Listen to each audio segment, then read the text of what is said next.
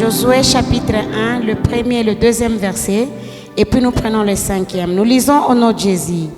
Après la mort de Moïse, serviteur de l'Éternel, l'Éternel dit à Josué, fils de Nun, serviteur de Moïse, Moïse, mon serviteur, est mort. Maintenant, lève-toi, passe ce Jourdain, toi et tout ce peuple, pour entrer dans les pays que je donne aux enfants d'Israël. Nous prenons le cinquième. Nul ne tiendra devant toi tant que tu vivras. Je serai avec toi comme j'ai été avec Moïse. Je ne te délaisserai point, je ne t'abandonnerai point. Parole de l'Éternel. L'Éternel dit à Josué, maintenant que Moïse, mon serviteur, est mort, lève-toi, Josué, passe le Jourdain, traverse le Jourdain. Le Jourdain n'est plus un obstacle pour Josué. Le Jourdain n'est plus un obstacle pour le peuple de Dieu que Josué conduisait. Et Josué, qui conduisait le peuple de Dieu, c'est un type de la grâce. Moïse, c'est le type de la loi. La loi est morte. La loi a été donnée comme un pédagogue. La loi n'était pas capable de nous faire accéder dans la dispensation des vainqueurs.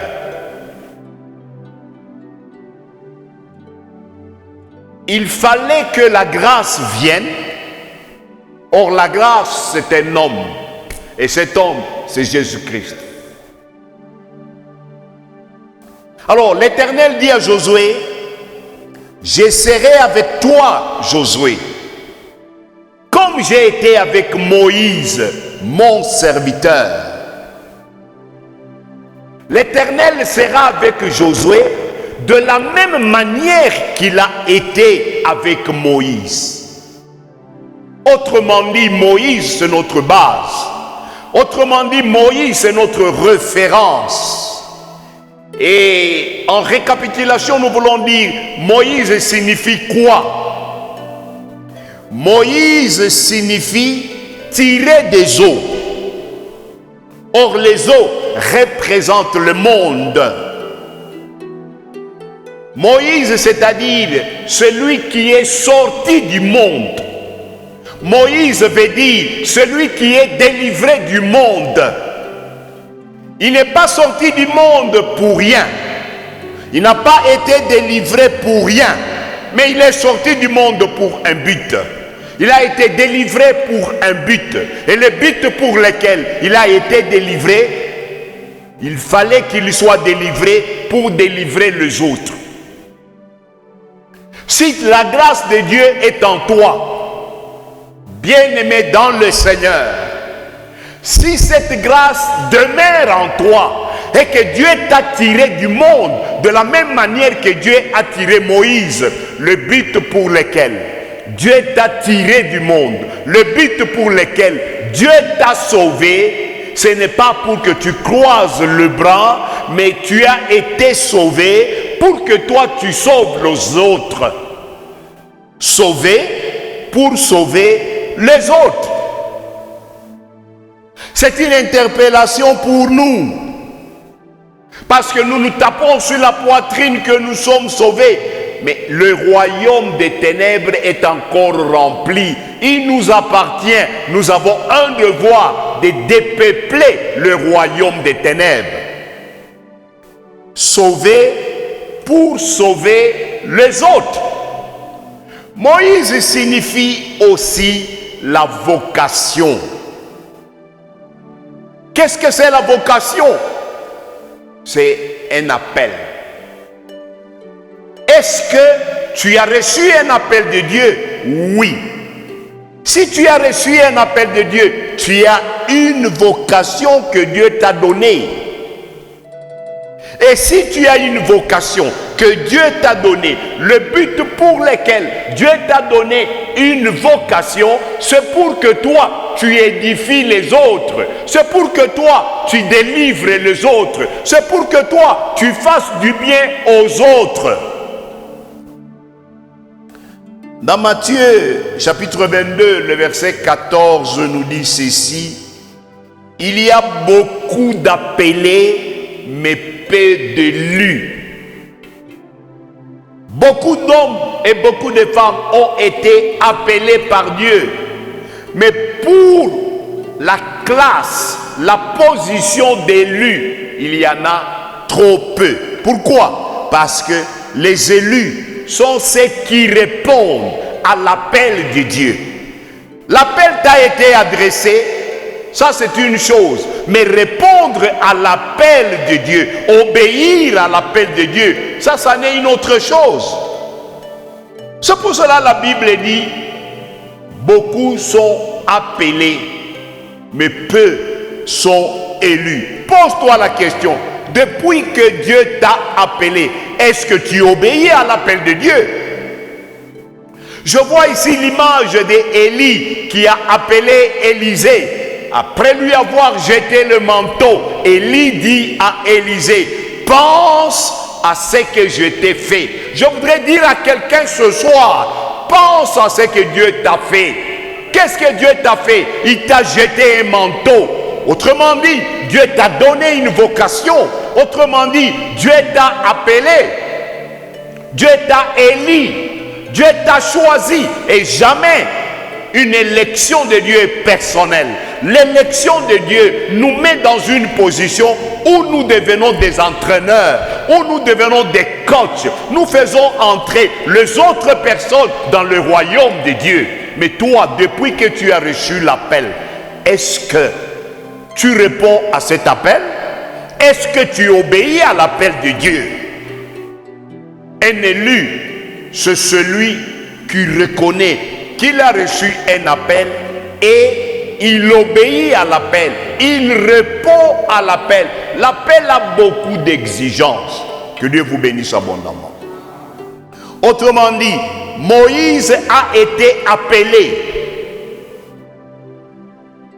Et parce qu'il a été appelé, comme je venais de le dire, l'appel a beaucoup d'exigences. Et la Bible nous dit dans Hébreux 11, Moïse est devenu grand, il renonça.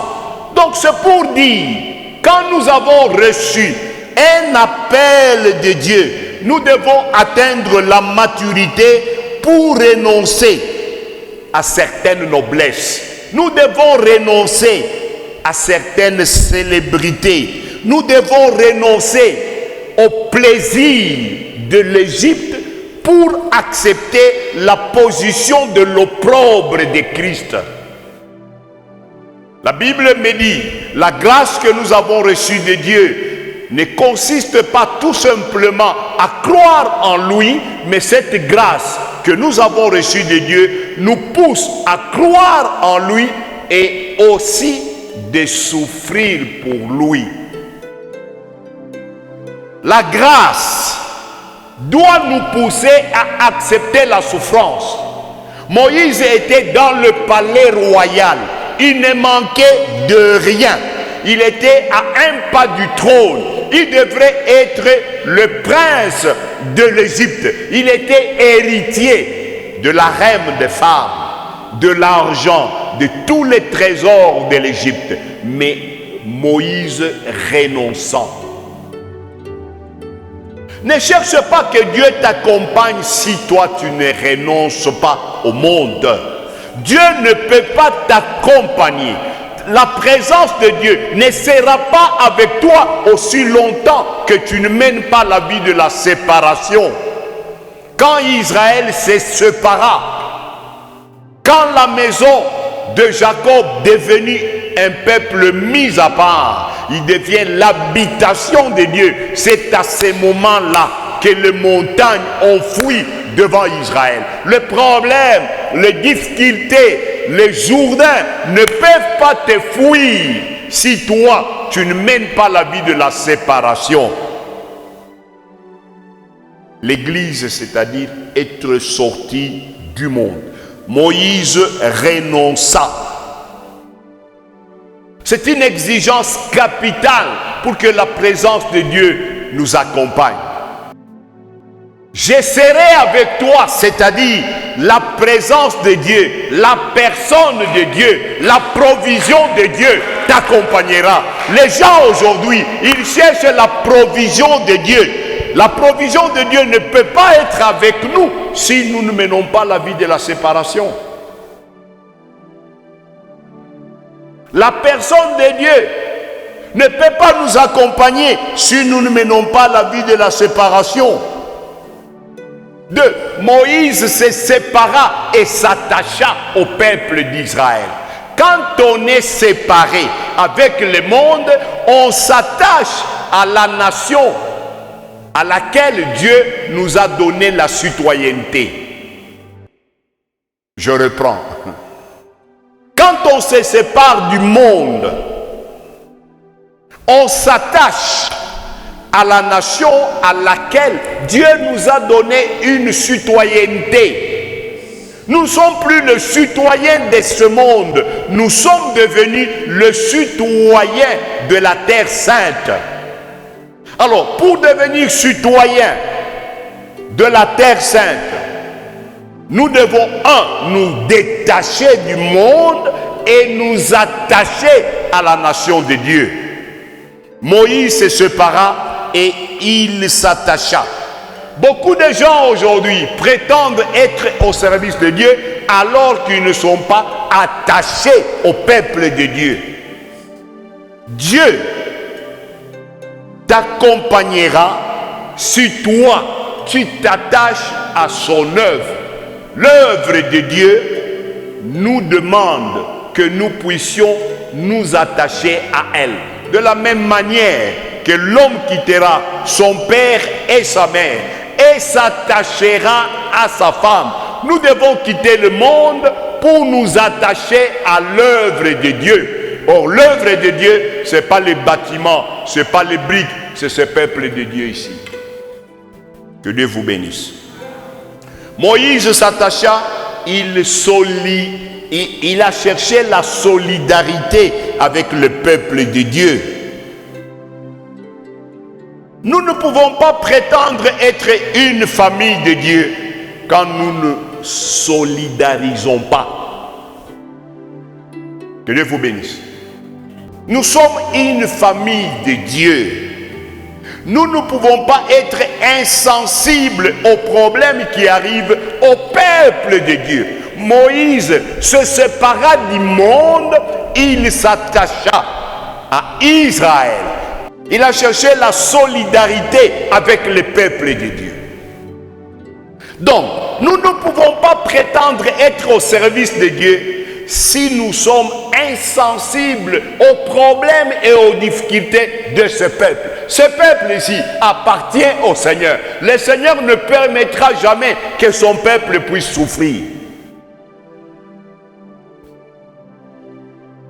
Je serai avec toi, Josué, comme j'ai été avec Moïse. Dieu ne peut pas te soutenir aussi longtemps que toi, tu es insensible aux problèmes du peuple de Dieu.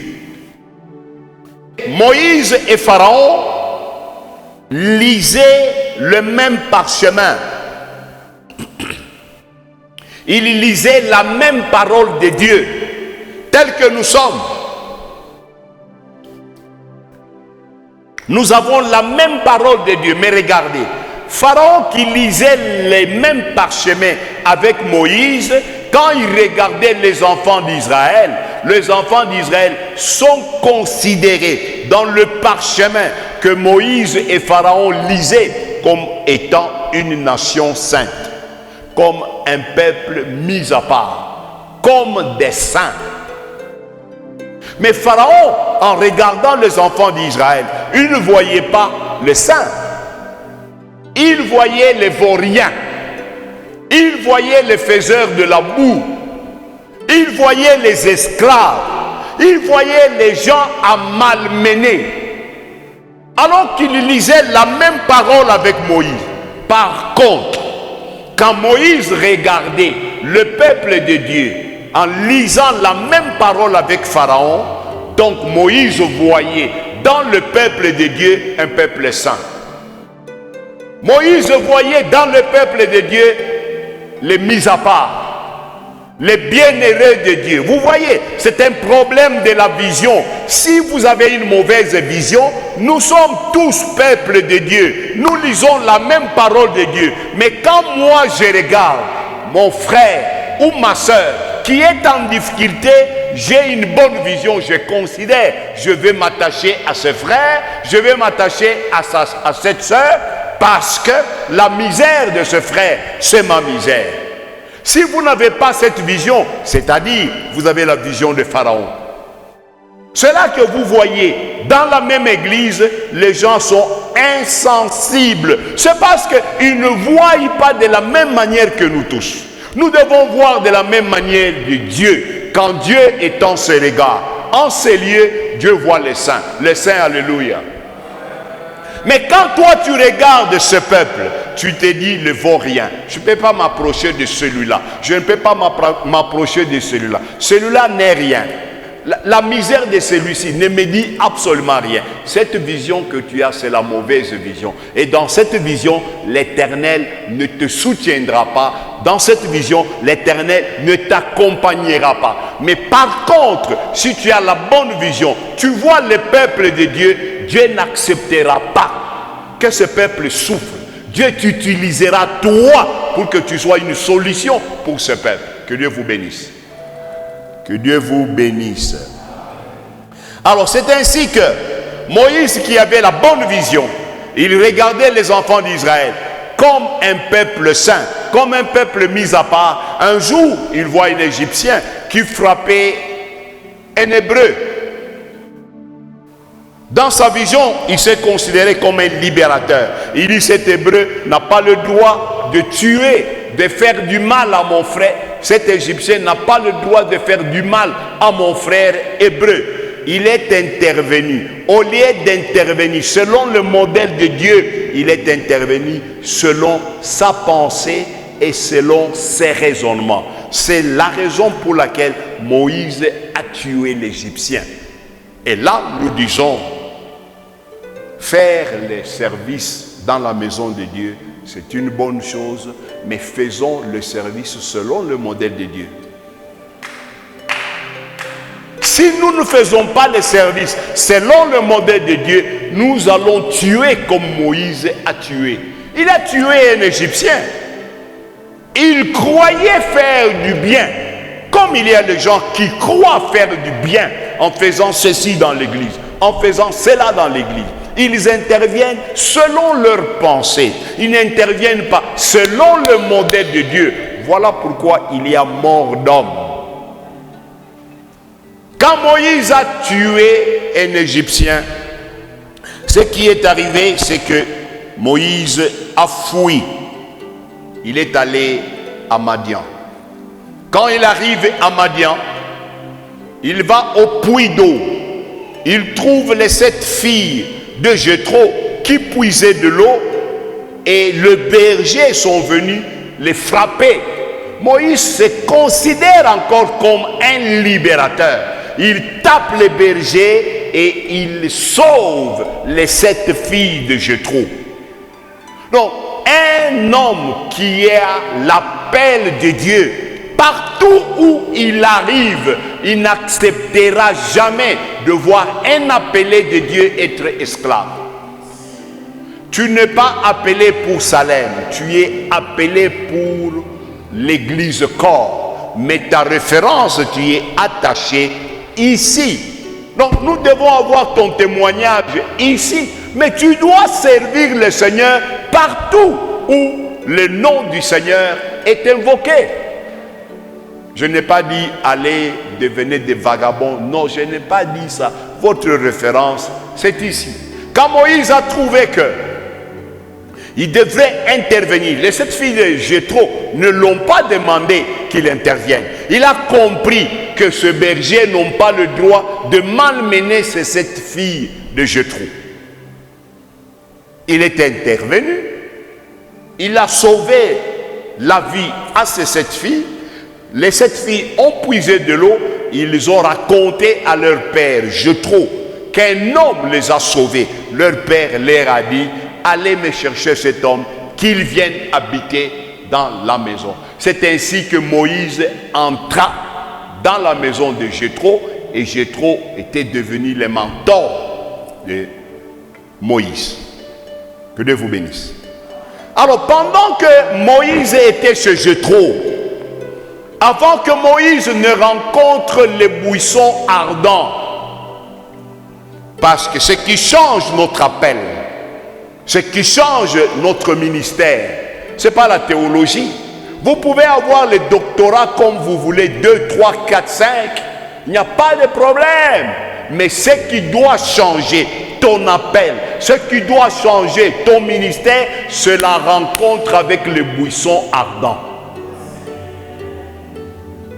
Pendant que Moïse était dans la maison de Jéthro, avant de rencontrer le buisson ardent, Moïse, 1, il avait tué.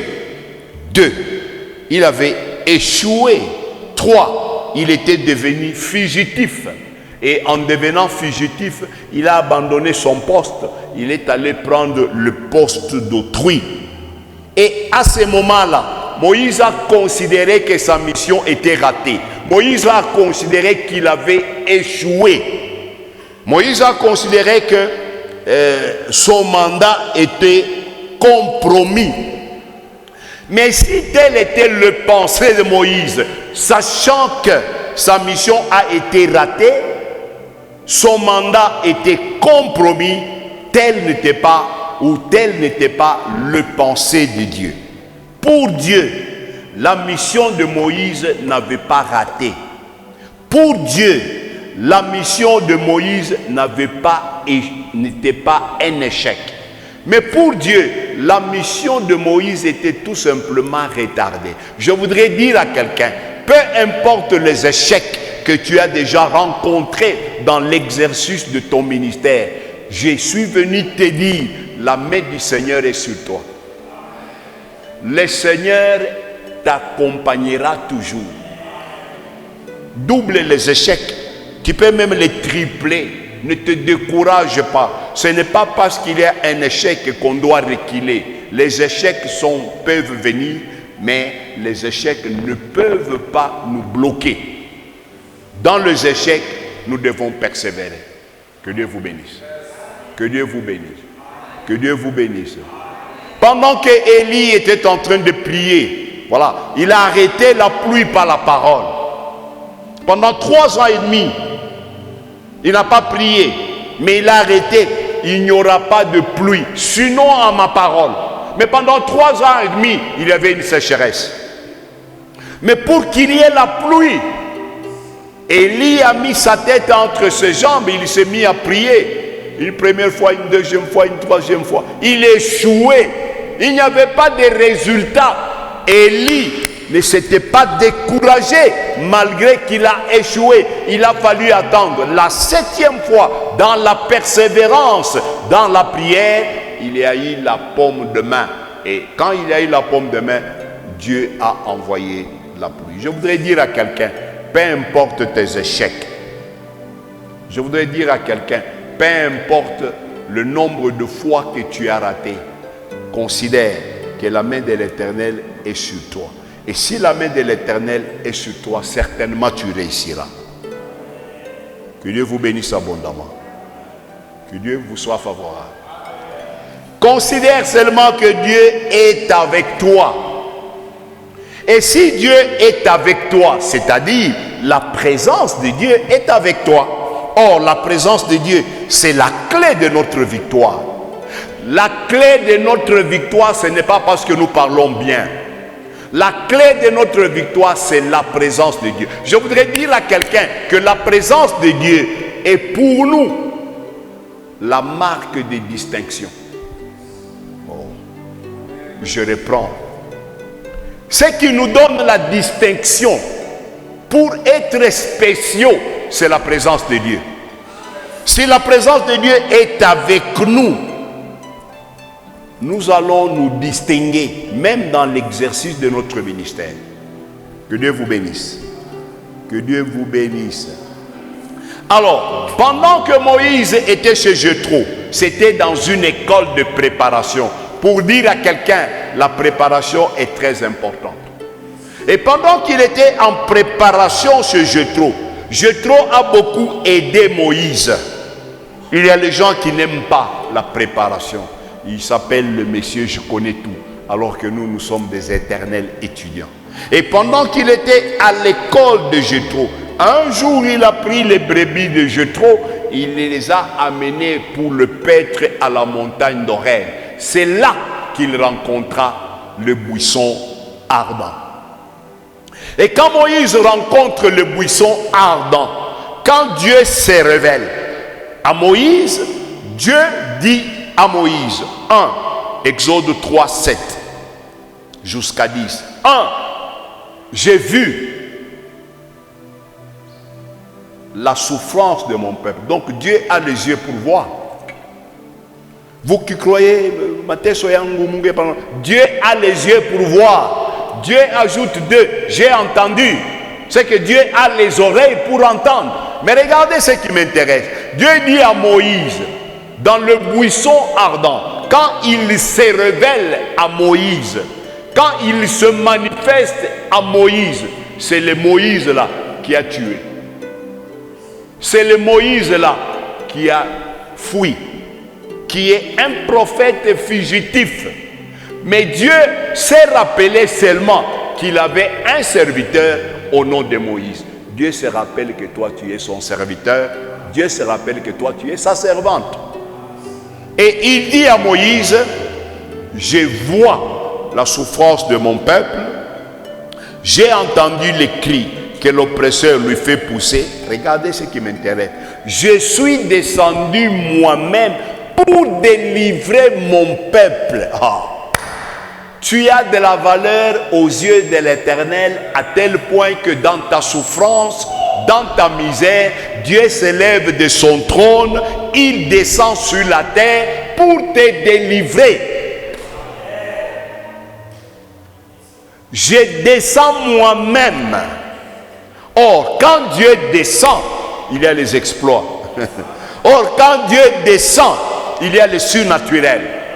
Quand Dieu descend, les vocables échec n'existent pas. Quand Dieu descend, le vocable stérilité n'existe pas. Quand Dieu descend, la pauvreté prend fuite.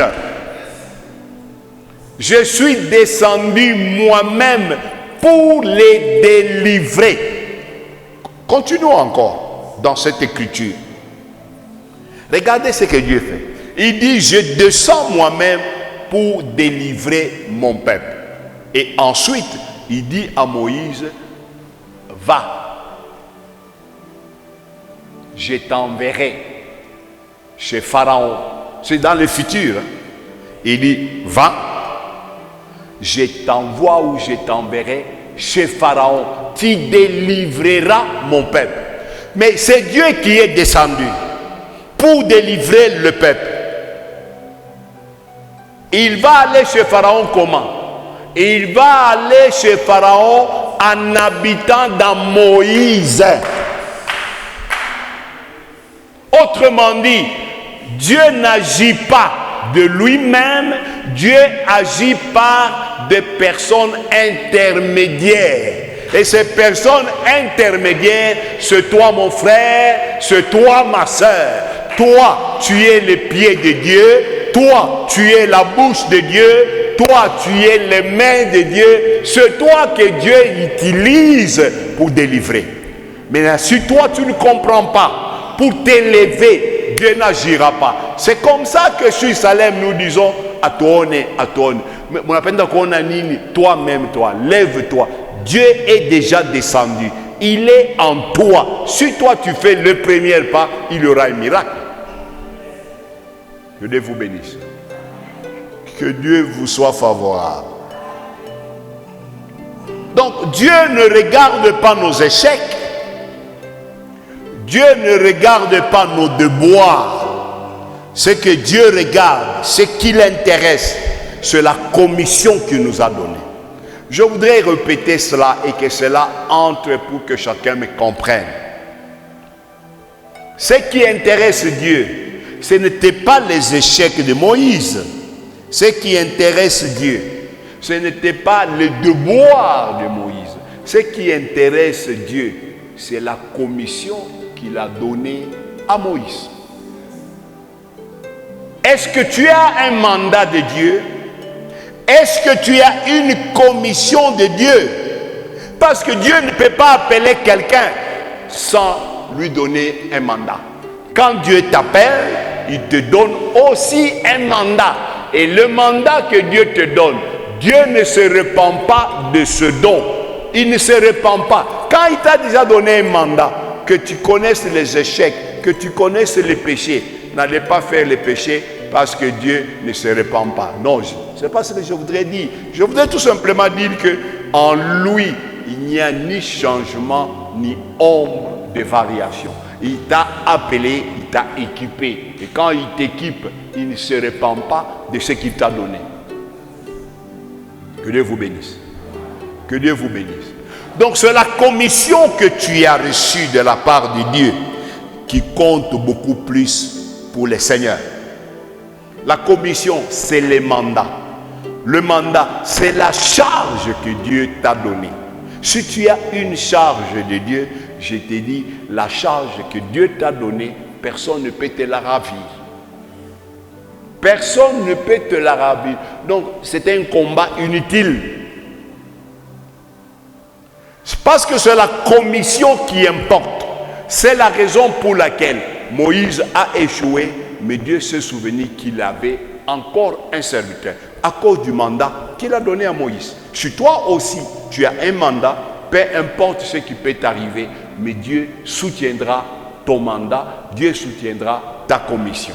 Quand Josué a entendu Dieu lui dire, je serai avec toi, la parole que Dieu a prononcée pour Josué, qui est la grâce, cette parole était une consolation pour Josué. Parce que Josué était le serviteur de Moïse. Parce que Josué a vécu les échecs de son maître. Parce que Josué connaît les hauts et les bas de son maître. Maintenant, quand Dieu lui dit, je serai avec toi, Josué, comme j'ai été avec Moïse, cette parole a réconforté Josué. Cette parole a soutenu Josué. Je voudrais dire à quelqu'un, cette parole prononcée par l'Éternel vis-à-vis du ministère ou du sacerdoce de Josué, c'est la même parole que Dieu a prononcée pour toi. Que cette parole te console, que cette parole te soutienne, que cette parole te fortifie. Je serai avec toi comme j'ai été avec mon serviteur Moïse. C'est-à-dire, Josué, prends courage. Malgré ce que tu connais, ne te laisse pas effrayer. Je serai avec toi comme j'ai été avec mon serviteur Moïse. C'est-à-dire, Dieu voulait dire à Josué, comme Dieu dit à quelqu'un ce soir, compte sur moi. Compte sur moi. Pour tout ce que tu feras, compte sur moi. Et si nous comptons sur le Seigneur, Dieu n'échoue jamais. Ce qui est mal dans l'exercice du sacerdoce que nous faisons dans notre vie, c'est la peur. Bannissez la peur. Je préfère être un homme raté qui manque ce qu'il doit faire au lieu d'être un homme poltron lié par la peur. Je voudrais dire à quelqu'un, bannissez la peur. Bannissez la peur. Je serai avec toi comme j'ai été avec Moïse, mon serviteur. Dieu voulait dire à Josué, prends courage. Comme Dieu dit à quelqu'un cet après-midi, prends courage. Il n'y a pas un soldat qui ne connaît pas des affrontements. Ce n'est pas parce que tu connais les affrontements que tu dois avoir la peur. Il n'y a pas de victoire sans combat.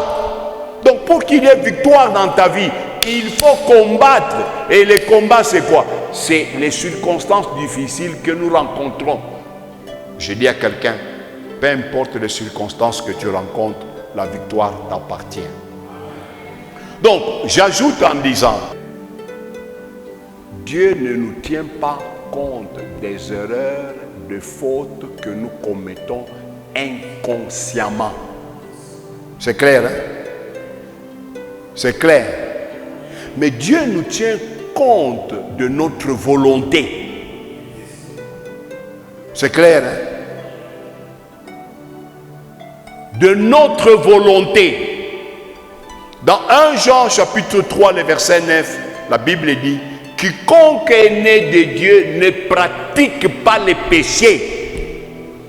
C'est-à-dire, quand il arrive à un homme qui est né de Dieu, quand il arrive à une femme qui est née de Dieu, de tomber, il se relève, il prend la décision de ne plus commettre le péché. Il est tombé inconsciemment.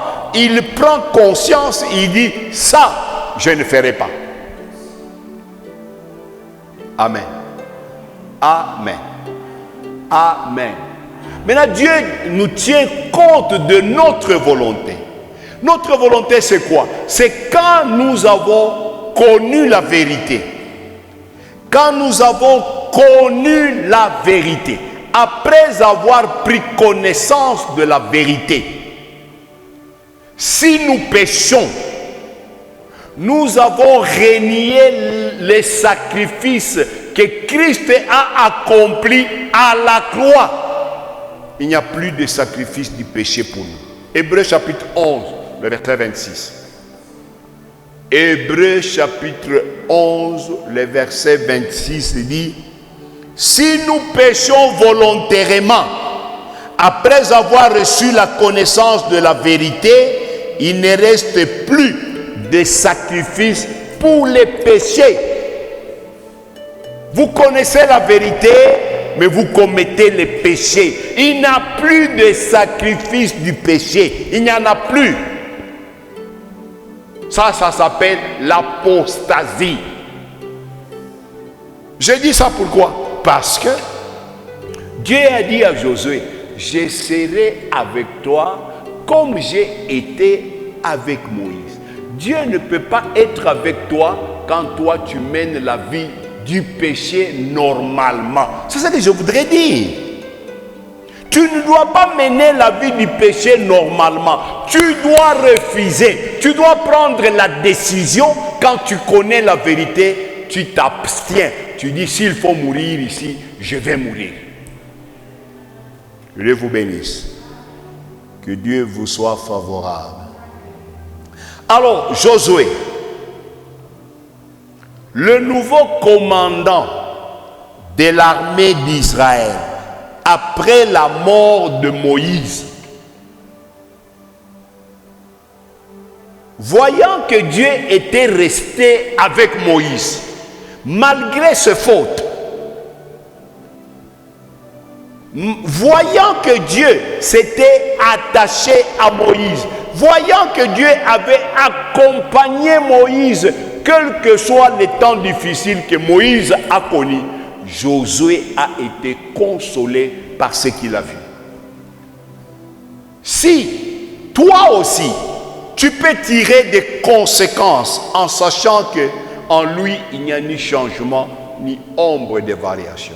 Si Dieu a soutenu Moïse à cause de sa commission, si Dieu a soutenu Moïse à cause de son mandat, peu importe les erreurs de Moïse, Dieu était avec lui. Le même Dieu qui a été avec Moïse, c'est le même Dieu qui sera avec toi. Donc, ne t'effraie pas. Sois seulement attaché au Seigneur et tu verras que Dieu ne change point. Dieu soutient l'office qu'il a donné à quelqu'un. Moïse était prophète. avec l'office du prophète, avec le mandat du prophète, avec l'alliance que Dieu a traitée avec Moïse comme prophète, Dieu l'a soutenu. Et c'est le même Dieu qui te soutiendra. À cause de l'office qu'il t'a donné, à cause de l'alliance qu'il t'a donnée. Respecte ton office, c'est ton office qui compte aux yeux de l'Éternel. Amen. Amen. Je vous donne un exemple dans Nombre chapitre 12. Dans Nombre chapitre 12, il y a un exemple pour dire Dieu soutient l'office qu'il donne à ses serviteurs et à ses servantes. Lorsque Marie, la sœur de Moïse,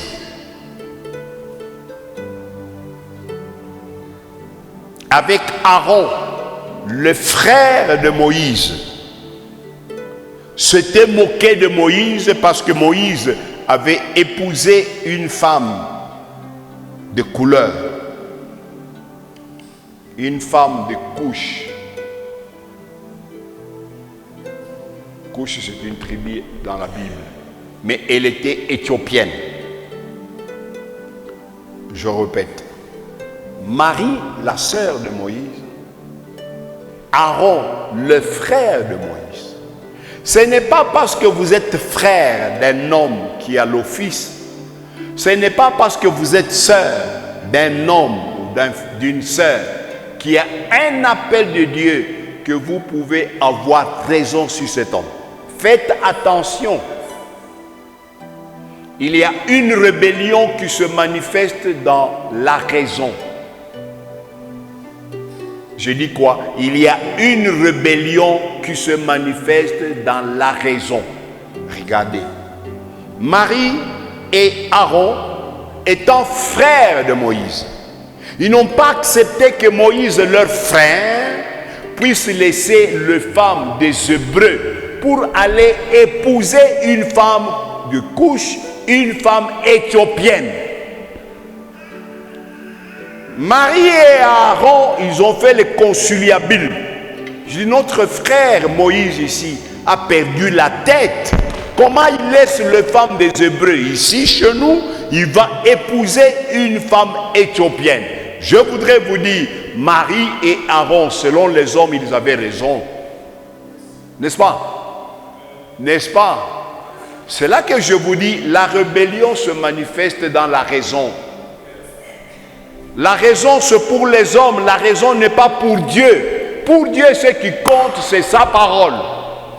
Et sa parole dit quoi? Sa parole dit, Dieu a donné un office à Moïse. Dieu a donné un mandat à Moïse. La parole dit quoi?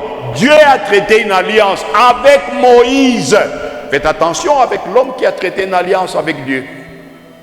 Je dis quoi? Faites attention. J'ajoute, pour me faire comprendre. Noé avait bu du vin.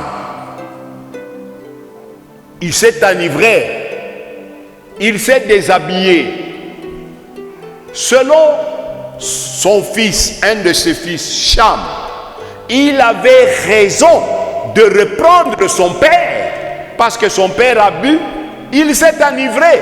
Et ensuite, il s'est déshabillé. C'est ainsi que son fils Cham, dans sa raison, il est devenu journaliste pour raconter les erreurs de son père. Pour dire, mon père a telle longueur, telle largeur, telle couleur. Mais écoutez, la raison ne compte pas pour Dieu. Parce que Dieu avait une alliance avec Noé. Dieu a frappé Cham. Toute la descendance de Cham a été maudite. La raison, c'est pour les hommes. Pour Dieu, c'est l'absolu qui est la parole. Je voudrais dire quoi? Je voudrais dire, vous pouvez avoir raison vis-à-vis de votre pasteur. Mais écoutez, vous ne savez pas ce que votre pasteur fait là, si c'est Dieu qui le lui dit. Si c'est Dieu qui le lui dit, pendant que vous les critiquez, vous les calomniez, vous vous attrapez la malédiction. La présence de Dieu ne vous accompagnera pas. Je me fais entendre? Je me fais entendre. Noé a bu. C'était un test que Dieu a donné.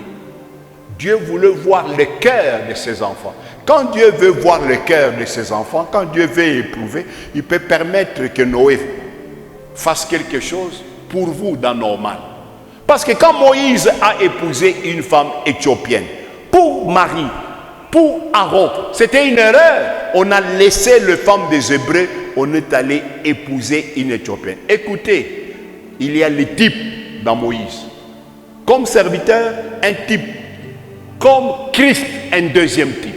Et comme Christ, deuxième type, c'est-à-dire Moïse, qui est Christ, ne devrait pas épouser une femme des Hébreux, il devrait épouser une femme des nations, une femme éthiopienne, pour que l'église de nations que nous sommes, nous soyons sauvés. Oui, c'est la typologie. Donc ça, Marie ne pouvait pas comprendre. Ça, Aaron ne pouvait pas comprendre. Ils se sont mis à critiquer. Vous critiquez quelque chose que vous ne comprenez pas. Vous critiquez quelque chose que vous ne connaissez pas. Vous annulez la présence de Dieu dans votre vie. Que Dieu vous bénisse. Que Dieu vous soit favorable. Alors, c'est Moïse-là qui a été critiqué. C'est Moïse-là qui avait épousé une femme éthiopienne. C'est ce Moïse-là qui avait une alliance avec Dieu.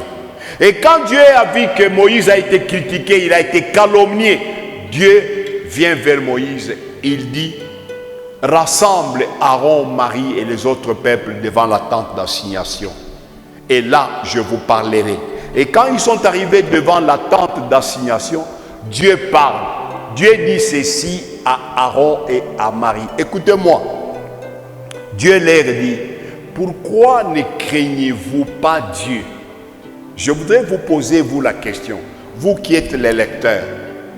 Pourquoi Dieu pouvait-il dire à Aaron et à Marie, pourquoi ne craignez-vous pas Dieu? Où était Dieu? À Moïse. Et pendant que vous me critiquez, Dieu est où? Il est où? Et il va vous accompagner? Est-ce qu'il va vous accompagner?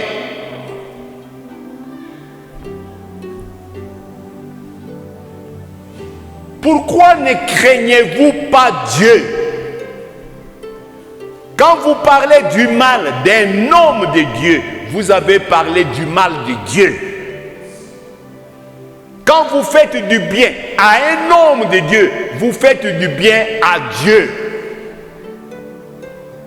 Arrêtez cette histoire. Ça coupe la présence de Dieu dans votre vie.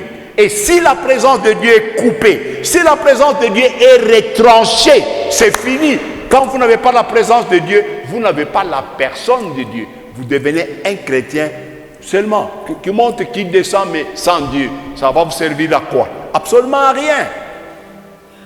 Que Dieu vous bénisse. Je vous ai fait du mal. Et parce que Dieu devrait venger son serviteur Moïse, qu'est-ce qu'il a fait? Il a frappé Marie de la lèpre. Je vais m'arrêter là pour que peut-être nous puissions prier avec le bishop. Écoutez, il a frappé Marie de la lèpre. Vous lisez très bien avec moi, Aaron n'a pas été frappé, n'est-ce pas? N'est-ce pas? Est-ce qu'Aaron était-il frappé? Non. Vous allez me dire que Dieu a frappé Marie parce que Marie était fidèle et Aaron était souverain sacrificateur, c'est-à-dire le souverain sacrificateur, lui, et ils ont le pouvoir de critiquer Moïse. C'est pas ça. Écoutez la réponse. La Bible me dit ceci. Mieux vaut que le scandale arrive. Continuez. Malheur par qui les scandales arrivent. C'est-à-dire, quand les scandales arrivent, c'est bon. Mais l'investigateur, le promoteur de ces scandales sera puni sévèrement. C'est cela, ce que disent les Écritures. Entre Aaron et Marie, la personne qui a été à la base qui a commencé à susciter les problèmes. Ce n'est pas Aaron, c'était Marie. C'est la raison pour laquelle, Marie a été frappée de la lèpre. Et quand la lèpre frappe Marie, Marie est excommuniée. Marie est mise hors du camp. Que Dieu vous bénisse. Que Dieu vous bénisse. Mais Aaron est épargné.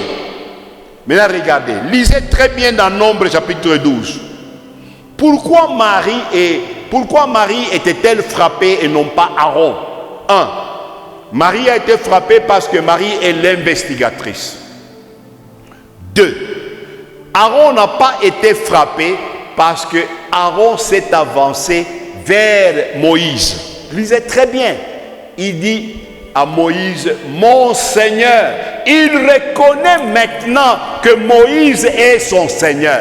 Ça c'est 1.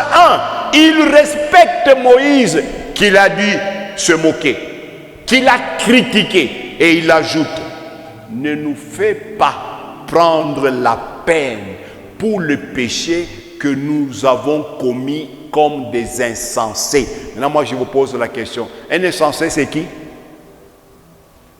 Répondez-moi. Qui est la personne qu'on appelle insensée?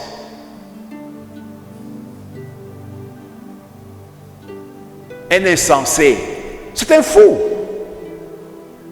Les fous ici sont des insensés. Ils ne réfléchissent pas.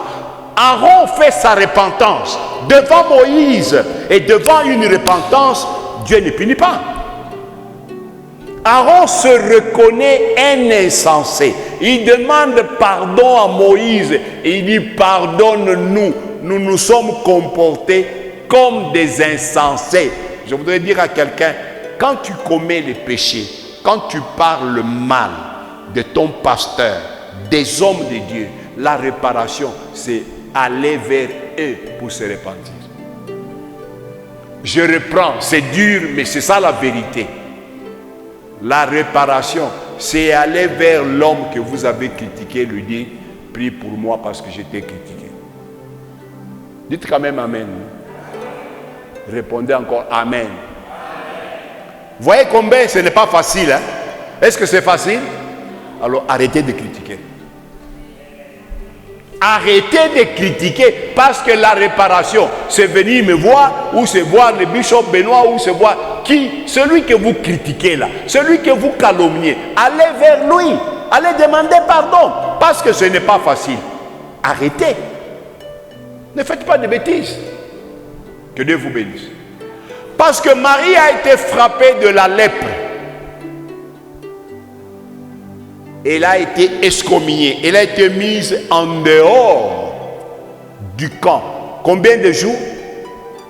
7 jours. Et je vous dis, la nuée s'est retirée. Or, la nuée, c'est quoi? La présence de Dieu. Je serai avec toi comme j'ai été avec Moïse. Et parce que la nuée, c'est la présence de Dieu. La présence de Dieu ne pouvait pas être sur l'église qu'on appelle Israël, parce que sur cette église-là, il y avait un péché. Il y avait la lèpre.